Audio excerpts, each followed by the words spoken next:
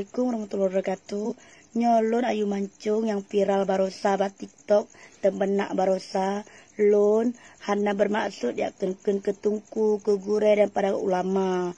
Lon kuken ke awak yang komen-komen lon yang temenak lon. Jadi buat para netizen semuanya jangan suuzon. Dan pada intinya ayu mancung buat video temenak itu bukan untuk melecehkan dan menghina agama, bukan. Kalau jika makna andai kata ayu mancung salah, minta maaf sebesar-besarnya, karena TikTok itu adalah hiburan semata.